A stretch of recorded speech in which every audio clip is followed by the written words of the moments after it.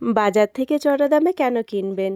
খুব সহজেই বাড়িতে বানিয়ে নিন। নমস্কার বন্ধুরা, মন্দিরাস ইন্ডিয়ান কিচেনে সকলকে স্বাগত। আমি মন্দিরা ফ্রম সিমলা।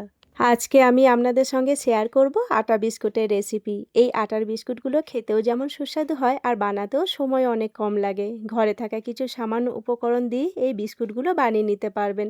তো চলুন রেসিপিটা দেখে নেওয়া যাক। প্রথমে এখানে একটা পাত্র নিয়ে নিয়েছি আর একটা কাপের মাপ করে 1 কাপ মতন সুজি নিয়েছি। সেই একই কাপের মাপ করে 2 কাপ মতন আটা দিয়ে দিচ্ছি।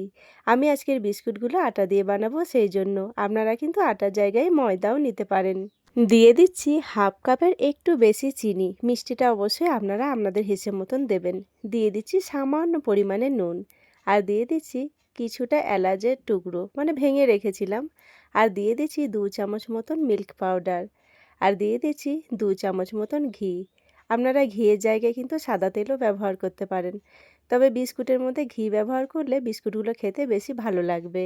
সব কিছুকে দিয়ে খুব ভালো করে মেখে নিচ্ছি আর হাতে এরকমভাবে চিপে দেখে নিচ্ছি যে ময়ামটা আমাদের ঠিকঠাক দেওয়া হয়েছে কিনা। ময়ামটা কিন্তু একদম ঠিকঠাক দেওয়া হয়েছে।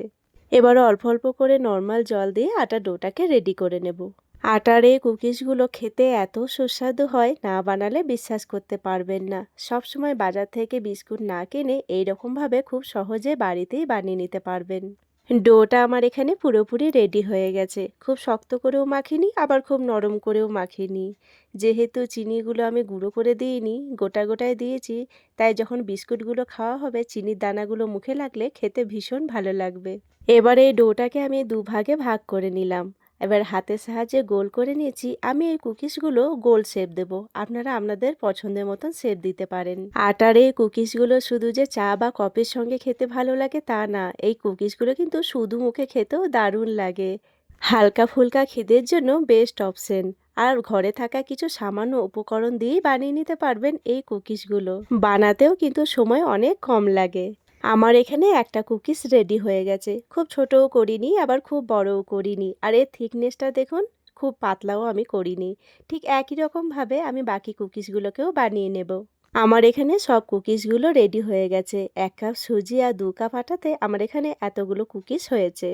গ্যাসের মধ্যে একটা কড়াই বসিয়ে দিয়েছি আর কড়াইয়ের মধ্যে পরিমাণ মতো সাদা তেল দিয়ে দিচ্ছি।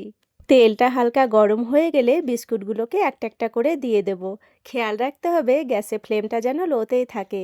গ্যাসের ফ্লেমটা লোতে করে বিস্কুটগুলো ভাজলে বিস্কুটগুলো পুরো খাস্তা হবে। আর গ্যাসের ফ্লেমটা হাই করে ভাজলে বিস্কুটগুলো ওপর থেকে রং ধরে যাবে, ভেতর থেকে কিন্তু কাঁচাই রয়ে যাবে। আর গ্যাসের ফ্লেম লোতে করে যদি বিস্কুটগুলো ভাজা হয় অনেক দিন পর্যন্ত খাস্তা এবং মুচমুচে থাকবে, একটুও নরম হয়ে যাবে না। এক সাইডটা হালকা করে ভাজা হয়ে গেছে, আমি আরেকটা সাইড উল্টে দিচ্ছি। আমি সবসময় চেষ্টা করি আপনাদের সঙ্গে সহজ আর ইউনিক রেসিপি শেয়ার করার। তাই আমার এই ছোট্ট ছোট্ট রেসিপিগুলো যদি আপনাদের একটুও ভালো লেগে থাকে তাহলে লাইক, শেয়ার, সাবস্ক্রাইব করে পাশে থাকবেন। আপনাদের একটা লাইক আর সুন্দর একটা কমেন্ট আমাদের আগামী দিনে আরও সুন্দর সুন্দর ভিডিও বানানোর অনুপ্রেরণা দেয়। আমার এখানে কুকিজগুলো 2 সাইড উল্টে পাল্টে খুব সুন্দর করে ভাজা হয়ে গেছে। এবার একটা প্লেটের মধ্যে তুলে নিচ্ছি। আর যেসব দাদা দিদিরা সুন্দর সুন্দর কমেন্ট করছেন তাদেরকে জানাই অসংখ্য ধন্যবাদ। আপনারা এইভাবেই আমার পাশে থাকবেন। ঠিক একই রকমভাবে আমি বাকি বিস্কুটগুলো ভেজে নেব। যেহেতু এই বিস্কুটগুলো আটা দিয়ে বানানো, তাই এই বিস্কুটগুলো বাচ্চাদেরকে দিলে তাদের স্বাস্থ্যেরও কিন্তু কোনো ক্ষতি হবে না। বাড়িতে গেস্ট আসলে চা বা কফির সঙ্গে এই বিস্কুটটা সার্ভ করতে পারেন, তারাও কিন্তু খেয়ে ভীষণ খুশি হবে।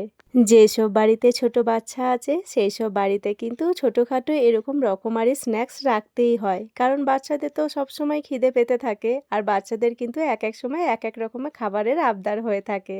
তাই এই রকমভাবে একবার আটার কুকিজ বানিয়ে দেখতে পারেন, বাচ্চা থেকে বড় সবার পছন্দ আসবে। একবার এই কুকিজটা বাড়ির সবাইকে বানিয়ে খাওয়ালে বাড়ির সবাই কিন্তু বারবার আবদার করবে এরকমভাবে কুকিজ বানিয়ে দেওয়ার জন্য। এই রকমভাবে একবার কুকিজ বানিয়ে খেলে আর বাইরে থেকে কুকিজ কিনে খেতে ইচ্ছেই করবে না, এত সুস্বাদু হয়। অবশ্যই বাড়িতে ট্রাই করবেন। মাত্র 1 কাপ সুজি আর 2 কাপ আটা দিয়ে আমার এতগুলো বিস্কুট রেডি হয়েছে। আপনারা বেশি পরিমাণে বিস্কুট বানিয়েও সারা মাস ধরে রেখে খেতে পারবেন, একটুও নরম হবে না।